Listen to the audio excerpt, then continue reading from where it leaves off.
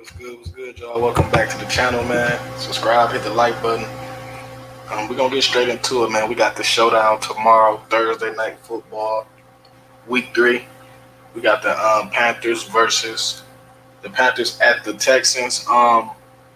Decent game, decent game. Thursday night football games, 50-50, but if you're making your Draftkings Showdown lineup, this is the place to be. So let's get into it, man.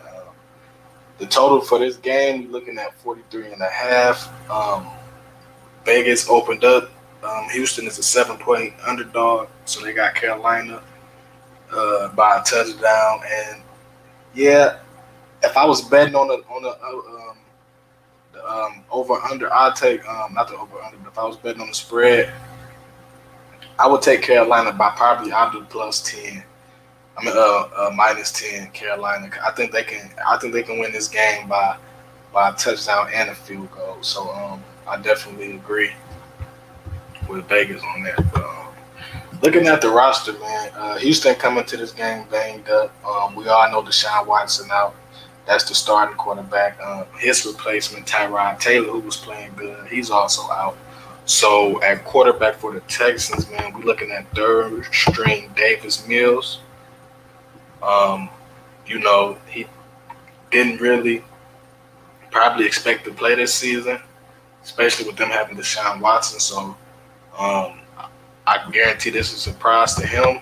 We can see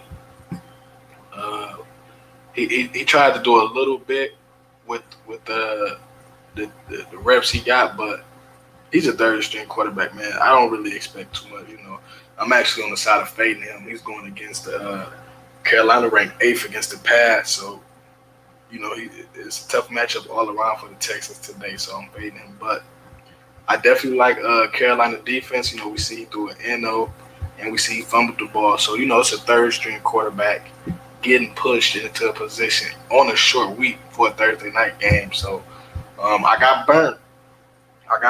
With the second string, that Washington quarterback, Tyler Hinkie. He burnt me. I faded him, but I feel more safe in this situation because it's not the second string, it's the third string. So, that's how I'm looking at that. But finishing talking about these injuries.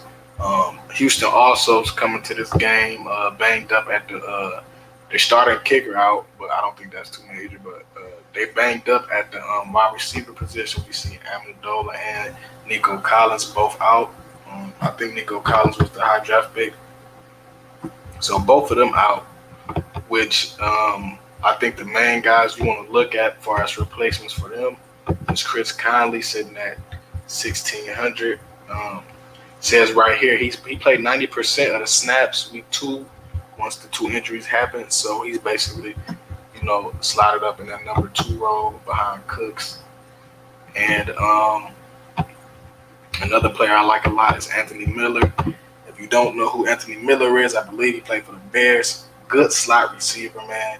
And, when I was thinking of the two, he didn't play week 1 or week 2. They say he was dealing with a shoulder injury. So when I was thinking of who to play between Miller or Conley, you can pick whoever. But I'm leaning more towards Miller because might as well bring him up now. The player I like, second best overall, close second.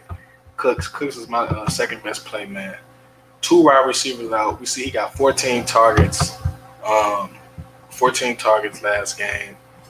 He's basically, the only real weapon. Miller do add some explosiveness, but we know Cooks can get it off the run after the catch, and Cooks can also be a vertical receiver. So I'm all in on Cooks, man. To me, he's just probably gonna be in that 10+ target range just because of the injuries, man.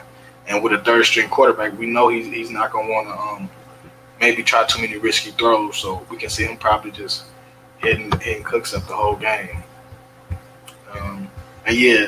That's all I really like on Houston. You can try to mess with the running back situation. Mark Ingram the starter. He's been getting some work. We see 26, but to me, it's a game script. I think they got very negative game script. I don't see them really leading a lot during this game, especially with third string quarterback. And to be honest, they got a nice running back room, but especially with a game like this. It's just too crowded, man. You got David Johnson as the backup. You see, he getting some receiving work, and we even got Lindsey who scored both games. And you got to think how amazing it is that Philip Lindsey is your third string, but he scored both games, man. So he has some value too. So you can try to figure out, but I just don't like the game script, even from a receiving standpoint. They're gonna be splitting reps up there. It's enough to me. It's not enough solid work for a negative game script. So that's how I'm looking at the running backs, and that's about it. That's all I really got interest in on the Texans, man. I like their wide receivers, and that's where I'm gonna leave it at there because it's a tough matchup all around, man, defensively. Now, when we're talking Carolina, in that captain spot, man, I like McCaffrey in that captain spot. I know you're gonna say you're spending up too much, but I think you can get enough value from Houston's receivers. You can use that value to fit McCaffrey in that captain spot. The Texans are the 27th ranked team against the run. Quick little example. Last week, Derrick Henry, I forgot who they played, but I know that team was like top 25, against the run. And he went off of I think 3 touchdowns, maybe 200 yards. So when you got an elite running back like that who getting 20 plus touches, when they get them bottom of the league matchups, I think you gotta put them in that captain spot, man. We can definitely see McCaffrey double up, maybe even triple up when it comes to touchdowns. Coming off a rough game against the Saints, he made it up with that touchdown. But as we see here, man, he's just a usage monster, man. He got like LeBron usage, you know what I'm saying? He getting receiving work and rushing work, so it's a no-brainer to me.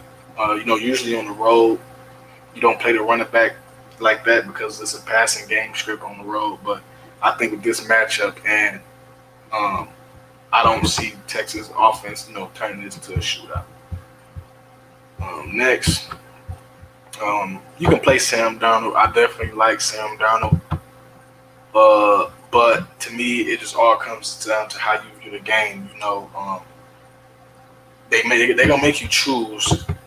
Shout out DraftKings. They always slick with the salaries, but it's gonna be hard. To me, it's gonna be hard to fit McCaffrey and Sam. So you're gonna have to take a stance on whether you like the running game or the passing game.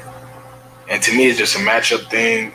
Texans are ranked 15th against the quarterbacks. They're ranked 7th against the wide receivers. So we see that, they do defend those positions well. So it might be a fade for me just salary-wise, too. But you can definitely play Sam Darnold if you like him. I just see this being the McCaffrey game just off matchup for me. So, and his salary is a little too high, man. Another good play is DJ Moore. We see the chemistry is there between him and Donald. So, but see, you got to watch these salary jumps, man. Look, his salary was just $8,600. Now it's all the way up. He jumped $2,000. You got to watch them salary jumps, man. Like I said, I like Moore, but out of their wide receivers, Robbie Anderson, he still holds that number 1 spot, and he's a couple thousand more cheaper. So, like I said, push to come to shove, I'm always looking for value. I'll take Robbie over Moore. He don't have the usage Moore has, but in a game like this, if he get us a touchdown, he's basically hitting value. So, but even if you can stack him, I wouldn't mind stacking him. You can stack him. To me, a no-brainer pick is the defense. We're going up against a third-string quarterback. We see first week. So they got 10 sacks within the first 2 weeks, 10 sacks, 3 NOs. Didn't give up over 14 points. Carolina always had a decent defense.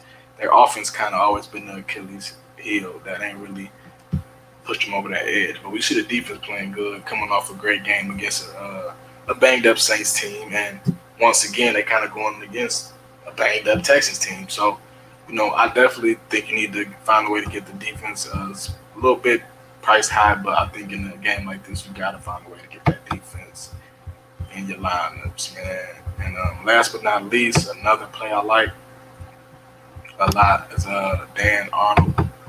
Texans are ranked 29th against tight ends. Cleveland just killed them with the tight ends. If you know football, you know Darren Arnold can play coming from Arizona, so I've seen him perform before. Numbers not where you would like them, but with a matchup like that, man, you see the targets are increasing, so the chemistry is getting there, and it's also some value too. If you don't want to pay up for if you don't want to pay up for more, you can definitely, especially if you're gonna play Sam, it's gonna be hard to get Sam and Moore and McCaffrey. So if you need some value when it comes to the receivers, you still want to get that passing game of the Panthers. Dan Arnold to me is the best way to go with that nice matchup, man. But yeah, that's how I'm looking at it. Lineup construction wise, I'll say either you can go 4-2 or 5-1. I like 4-2 better, just because I think trying to stack up 5 players is always tough. To me, that's safe for like the super blowouts. And with this being a road game, Carolina being a road favorite, I see Houston at least putting up a fight. They slated to put up 17 points. Carolina slated to put up 25, so it's not totally a blowout. But yeah, man, that's how I got it, man. If y'all got any tips or any players y'all like, definitely let me know in the comments, man. It's your boy, man. Self-Made Life TV, man. We gone.